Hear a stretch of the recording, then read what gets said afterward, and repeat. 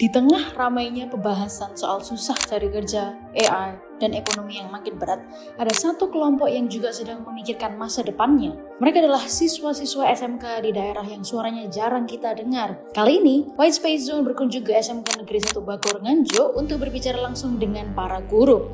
Seperti apa tantangan mengajar di kabupaten kecil, dan di tengah persaingan dunia kerja saat ini, seberapa penting personal branding bagi mereka? Perkenalkan, nama saya Prasetya Nitya. Saya sama teman-teman siswa saya akrab disapa sebagai Dapias. Kalau saya Pak Robertus dan sama anak-anak itu panggilnya Pak Terufin. Sejak tahun 2022, terus Sama sisa angkatan. ya sama Oke, berarti kalau ini masuk tahun keempat ya? Iya. ya. Dari saya sendiri sih tidak ada angkanya ya seberapa tantangan, karena setiap hari anak-anak itu selalu memberikan gebrakan yang selalu baru. Jadi ada saja gebrakan yang ada itu. Oke. Jadi misalkan saat ini mereka membuat olah A, berikutnya B, C sampai Z sebenarnya. Jadi mereka itu sangat banyak sekali tingkatannya. Terus di guru itu juga harus tidak boleh serta-merta memarahi mereka. Tidak boleh, kita harus imbang ibaratnya seperti itu. Jadi kita tidak boleh, oh kamu salah, nah tidak boleh. Kita sebagai pendidik, sebagai orang tua juga harus menanyakan kepada mereka itu. Ada api, ada asap pasti ada apinya, ada api pasti ada koreknya. Nah, jadi kita harus mencari dari awal seperti apa. Jadi kita tidak boleh menunjuk anak, oh kamu seperti itu, nah, tidak boleh seperti itu. Kalau Mutias punya pengalaman apa? Sama sih tantangannya. Tantangannya justru sama karena 11-12 sebenarnya. Iya. Kalau nggak antara siswanya yang terlalu pasif, ya siswanya yang terlalu aktif. Oke, gitu ya. Tapi justru bagus sih kalau terlalu aktif gitu. Ya tadi banyak anak yang absurd. Sebenarnya pengalamannya banyak yang pengalaman lucu, Iya. banyak yang absurd. Tapi kita sebagai pengajar sendiri pun menghadapi ini ya kita tetap enjoy gitu. Iya. Sebenarnya bukan anak yang nakal, tapi memang anak yang sudah mencari jati diri mereka sendiri seperti apa. Jadi kita sebagai pendidik itu harus menyikapinya dengan adil dan baik seperti itu. Kita tidak boleh menghakimi mereka, karena semua perbedaan pasti ada sumbernya seperti apa. Kebaikan anak-anak di kafe itu, mereka itu belum tahu di kafe itu seperti apa. Kayak gitu. Jadi di kelas itu mereka masih masa mencari jati diri mereka. Apa sih DKV itu? Nah, jadi mereka itu masih belum tahu betul mengenai DKV seperti apa. Mereka hanya tahunya, oh jurusan yang sedang ngetren, fotografi, video. Nah, jadi mereka tertarik dengan hal-hal seperti itu. Itu kan banyak orang yang melihat itu, wow seperti itu kan, bisa editing, edit foto, edit video, nah kayak gitu. Nah, setelah mereka masuk ke DKV, mereka mulai merasakan, oh ternyata DKV itu tidak mudah. Nah, ada beberapa bagian yang mereka harus bekerja secara ekstra. Nah, mereka tidak bisa secara mengikuti alurnya, tidak bisa. Mereka harus bekerja keras untuk mengikuti materi yang ada seperti itu. Betul dari saya. Oke, jadi siswa ini mereka memilih, tetapi mereka tidak mengerti. Ya, mereka tidak tahu DKV itu seperti apa. Nanti mereka seperti apa yang dipelajari apa. Mereka hanya tahu, oh fotografi dan video saja. Padahal masih banyak sekali yang dipelajari di DKV. Oke, kalau menurut Mutias bagaimana? Kalau menurut saya sih siswa-siswa di DKV yang bersama kayak Kak Rotek ya, ketika awal masuk DKV masih clueless gitu. Tapi untuk yang tahun ini aku lihat kayak teman-teman ini sudah banyak yang mulai tahu DKV kan mulai banyak di sosial media. DKV itu kegiatannya apa aja, terus aktivitasnya itu ngapain aja dan lain-lainnya. Jadi mereka sendiri itu sudah mulai ada gambaran, dan akhir semester ini pun beberapa udah saya tanya sih dari siswa DKV. Kalau menurut kalian DKV ini udah sesuai belum sih sama ekspektasi kalian? Beberapa itu udah jawab sesuai banget tuh, karena kita emang udah mikirnya ya DKV pasti kayak gini gitu loh, yang gambar, yang foto, yang video kan, adanya kalau tadi. Aslinya kayak seiring waktu dari awalnya nggak tahu, sama ternyata seperti itu. Itu masalah branding. Nah, tadi kan anak ditanya branding itu apa. Nah, kan banyak yang tidak tahu ya. Tadi akhirnya ada itu dari sebuah proses atau hasilnya, seperti itu. Saya rasa anak-anak dengan adanya materi tadi itu mereka tuh sudah tahu, oh apa sih branding itu, nah kayak gitu. Jadi mereka sudah bisa mungkin sudah punya rencana atau berpikir, oh mungkin nanti saya mau seperti ini, saya mau membuat branding sendiri. Yang paling itu adalah tentang diri mereka sendiri. Jadi mereka bisa membuat branding, oh saya itu orang yang seperti ini. Nah jadi branding itu tidak harus sesuatu yang besar, bisa dimulai dari diri kita sendiri terlebih dahulu. Seperti itu. Kalau menurut Bu Tias, Kalau saya tadi yang cukup berkesan nih ketika sesi ini ya mencari jati diri kayak apa itu tadi kita just get MBTI tadi dan lain-lainnya. Saya rasa itu sangat membantu banget karena bisa apa ya biar teman-teman juga mengenal dirinya sendiri karena yang kita karena yang selama ini kita selama di lapangan ya selama mengajar ya itu yang sulit itu adalah teman-teman mengenali dirinya sendiri.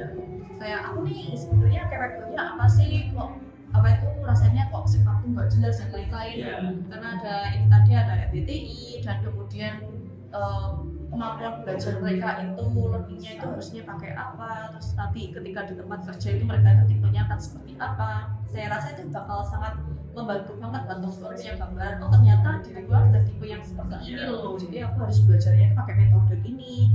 Jadi aku nanti harus apa namanya di lingkungan kerja nanti sikapku bakal kayak gini dan lain-lainnya.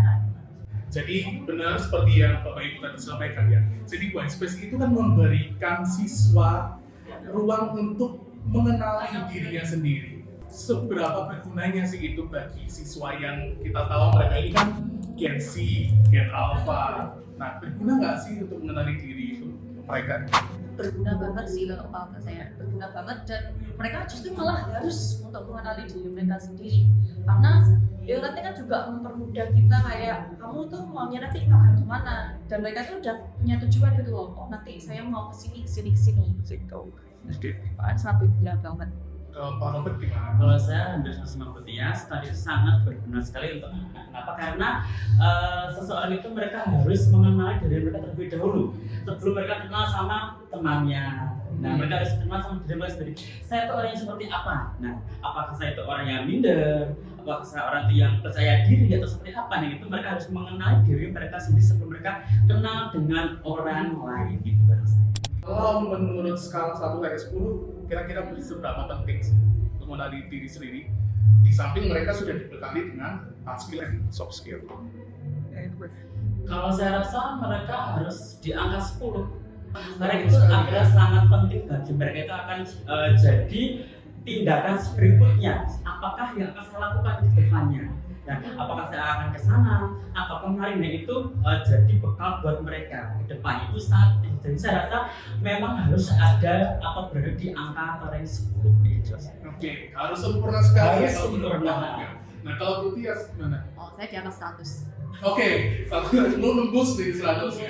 Alasannya kenapa? Break the limit. Oke, harus break the limit ya. Karena kalau saya lihat sejauh ini selama saya ngajar dengan anak-anak itu masih terbatas sama dirinya sendiri dan takut sama dirinya sendiri kayak Bu saya lu takut kayak gini, Bu nanti kalau saya gagal gimana dan lain-lainnya. Mereka belum mulai aja belum bisa, jadi mereka harus 100 dimana mereka harus break the limit dan mematahkan isi pikiran mereka yang seperti ini. Public speaking. Public speaking ya. Oke, kenapa public speaking? Gini, terlepas dari semua kita bisa berbicara. Ya, tapi berbicara yang berbobot itu juga susah. Semua orang bisa berbicara, tapi tidak semua orang bisa berbicara dengan bobot yang sempurna, bobot yang standar seperti itu. Jadi memang harus ada pelatihannya pada speaking seperti itu. Atau presentasi, soal presentasi itu Nah, pun juga perlu. Ya, sedikit saat presentasi anak tidak bisa sama sekali, tidak bisa berbicara. Mereka tidak tahu itu mereka ke depan, mereka sedang apa, mau bicara apa, mereka tidak tahu. Jangan bicara soal materi, mereka pembuka saja itu tidak begitu bisa, hanya assalamualaikum gitu saja. Nah itu yang perlu digali terlebih dalam lagi. Sama ini sih gambarnya, berdirinya pas saya di sini Ya, presentasikan. banyak sekali bahasa yang perlu mereka pelajari sebenarnya. Kalau dari saya, harapan saya kepada siswa-siswi saya setelah lulus dari SMK, tolong hidup lebih baik lagi. Seperti itu. Karena sebagai guru, ketika saya bertemu dengan murid saya di luar, mereka, mohon maaf, mereka bekerja yang kiranya kasar. Nah itu hanya sakit sekali. Kenapa? Karena sebagai guru itu, kenapa kok kamu seperti itu? Nah, sedangkan saya itu benar-benar ayo belajar. Kalau bisa kamu harus ada di atasnya Pak Robert, jangan di bawah saya. Seperti itu. Karena ketika kita sebagai seorang guru, kita bertemu murid kita di luar, ada yang menjadi polisi, TNI, kita pasti akan bangga. Oh itu murid saya dulu, pernah saya ajar dahulu. Kalau kita bertemu murid yang pekerjaannya kurang baik, kita pasti menjadi, kita ingin menangis. Loh kenapa? Apakah saya salah satu nanti terlebih dahulu? Nah gitu. Jadi harapan saya, tolong jadi manusia yang lebih baik lagi. Seorang bekerja, walaupun tidak sesuai dengan passionnya, sesuai jurusannya di kafe misalkan, tidak apa-apa, keluar dari passionnya tidak apa. Kalau Tias gimana? Kalau saya hampir sama dengan Pak Robert ya. Tapi yang paling pengen saya sampaikan ke teman-teman adalah terus untuk upgrade diri.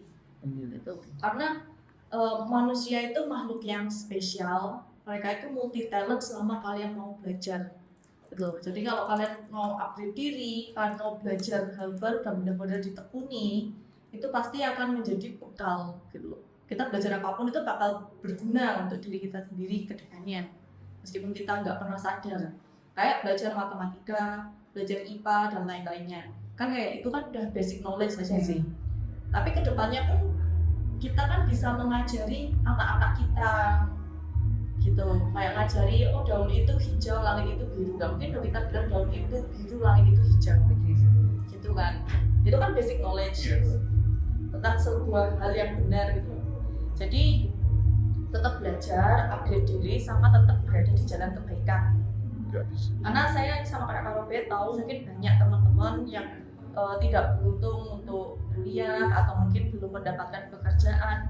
Maksudnya kayak tetap berjalan di kebaikan itu semiris-miris apapun kondisinya, se-desperate apapun, sesulit apapun, sesulit apapun keadaan mereka, tetap jadi orang baik. Jangan sampai jadi orang jahat, jangan sampai mengajak teman-temannya ke kejahatan atau bahkan masuk ke dunia yang seharusnya tidak gitu loh, karena yang tidak. Jadi tetap berpegang teguh pada kebaikan. Ya, oke, terima kasih Pak Robert, Bu Tias. Nah, ada pertanyaan paling terakhir. Yang SMK Negeri 1 Bogor ada nggak sih? Ya ada. Oke, gimana? Coba dicari apa ya? Pak Robert aja yang lebih semangat. Oh iya. Saya bilang SMK kita yang SMK Bisa. SMK Hebat. SMK Negeri 1 Bogor Jaya luar biasa. Hey.